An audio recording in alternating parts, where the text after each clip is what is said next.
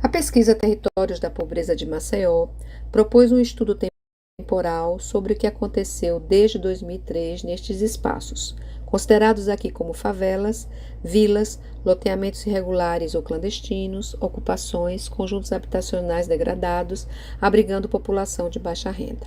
A equipe que desenvolveu esta pesquisa, financiada por edital universal do CNPq, é formada por mim, pesquisadora Débora Cavalcante, professora da Faculdade de Arquitetura e Urbanismo da UFAL, e pelos pesquisadores bolsistas Jéssica Muniz, Vinícius Duarte e Valéria Ciríaco, arquitetas e arquiteto, membros do grupo de pesquisa NEST, Núcleo de Estudos do Estatuto da Cidade.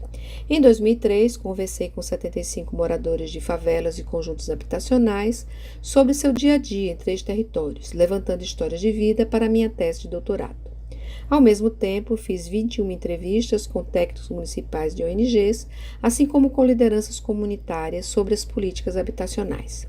Passados mais de 15 anos, propus esta pesquisa, que teve por base entrevistar outra vez as mesmas pessoas em 2019 a 2022 e assim entender como as suas vidas se desenvolveram naqueles territórios. Para isso, foi necessário o cumprimento de 12 etapas, partindo de leituras e atualização de conceitos, passando pelo desenvolvimento de metodologias que, ao serem aplicadas, produziram informação necessária para uma compreensão aprofundada das mudanças ocorridas na vida dos moradores e como a ação ou falta de ação do Estado e da sociedade influenciou o percurso de cada morador. Jéssica e Vinícius, a seguir, detalharão algumas destas 12 etapas. Sou Jéssica Muniz e o meu trabalho como bolsista iniciou com a atualização bibliográfica dos conceitos utilizados na pesquisa. Entre as atividades realizadas nessa etapa estão as leituras individuais e coletivas sobre as abordagens recentes da pobreza urbana e a segregação espacial. Além disso, foram trazidos novos conceitos vinculados a esses temas, surgidos após a pesquisa de origem, como políticas de espera, resiliência, acesso aos bens de consumo, além de temas vinculados ao direito à cidade.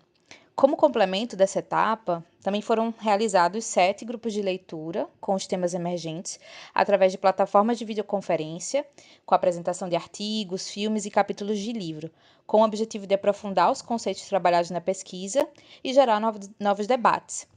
Entre os grupos de leitura que propusemos, se destacam o ciclo de leituras sobre o direito à cidade, composto por 3 encontros, que teve o objetivo de debater o tema a partir de diferentes perspectivas, com bibliografia de diferentes autores, brasileiros e estrangeiros.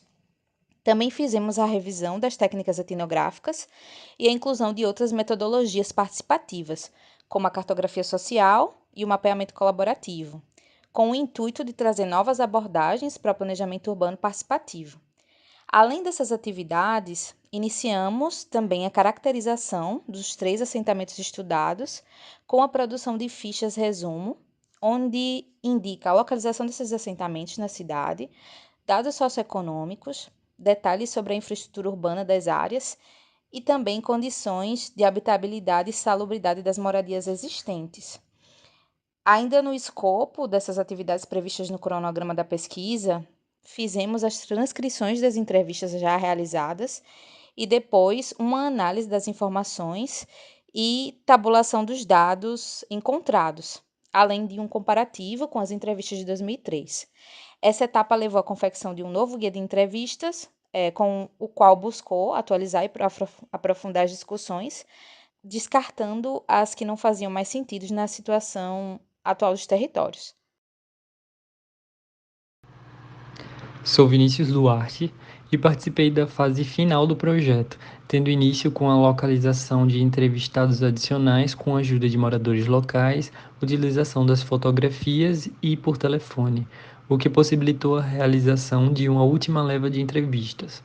A partir dos áudios captados nessas entrevistas, foram realizadas as transcrições que entraram para o banco de dados do estudo temporal.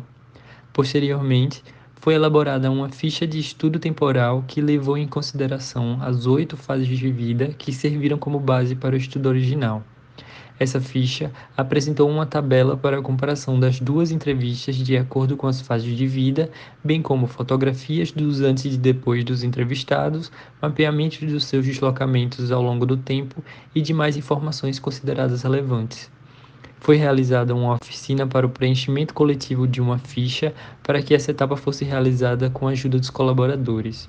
A partir de então, as transcrições foram organizadas em pares, com as de 2003 e as de 2018 a 2023, e organizadas na plataforma Trello, para que fossem feitas as suas análises para estudo temporal de maneira colaborativa. Ao final dessas etapas, deu-se início ao processo de sistematização das informações para a elaboração do texto final. Além das histórias de vida, a pesquisa também utilizou dados estatísticos para a elaboração de mapas e estudos sobre as políticas públicas existentes e seus efeitos. Aconteceu, portanto, a integração entre dados técnicos e as falas dos moradores para assim entender o efeito das políticas públicas no dia a dia dos que habitam os territórios mais pobres da cidade. Essa etapa resultou na produção de mapas temáticos que representam graficamente os indicadores considerados mais relevantes, como, por exemplo, domicílios com abastecimento de água, média de moradores por domicílio, quantidade de pessoas alfabetizadas, entre outros. Para concluir, apresento aqui alguns dos principais resultados a que chegamos no final da pesquisa. Destaca-se a importância de colocar as pessoas no centro do debate sobre as políticas públicas. Sublinha-se a dimensão tempo, negada aos pobres e aos seus territórios, onde tudo é mais lento, atrasado, abandonado. A incapacidade do Estado em promover o bem-estar das periferias é substituída por um discurso de falta de recursos, embora se encontrem recursos para as áreas centrais e para produzir infraestrutura para o setor privado. A violência mostra sua face nas histórias de vida, produzindo aprisionamento de jovens e trazendo transtornos mentais que são tratados com medicamentalização, principalmente de mulheres. O racismo é evidente. A experiência urbana acaba por ser uma forma eficiente de avaliar o nível de integração social e econômica dos seus habitantes. A questão crucial colocada é a necessidade e importância do diálogo, o que, por seu caráter transformador e revolucionário, não aparece, em regra, na forma como o poder público, dirigido pelas classes dominantes, conduz as políticas públicas, que geralmente dão ênfase a atendimentos individuais e quantitativos das necessidades dos moradores, o que desmobiliza as abordagens coletivas mais ricas. A pobreza não pode ser vista apenas como um problema econômico que afeta alguns, mas como situação social que afeta a todos e tem valores e potencialidades. Milhões de famílias brasileiras constroem suas próprias casas, conduzindo suas vidas com pouco apoio. É necessário o exame sensível das perspectivas dos pobres, a solução imediata da feminização da pobreza e a consciência de que a pobreza tem se tornado pior e permanente. A vida nestes territórios não é mais transitória. Há uma pobreza crônica e intergeracional. Ao mesmo tempo, há esperança, pois há experiências cotidianas que geram desigualdades, mas também há outras que produzem resistências, fortalezas e podem contribuir para o melhoramento da cidade como um todo. As histórias de vida permitem entender o cotidiano dos territórios periféricos e assim servir como coadjuvante para se pensar políticas públicas mais próximas da realidade local, mais eficientes e adequadas ao público-alvo, sugerindo alternativas para os efeitos negativos das ações ou omissões do Estado e da sociedade no cotidiano dos pobres urbanos.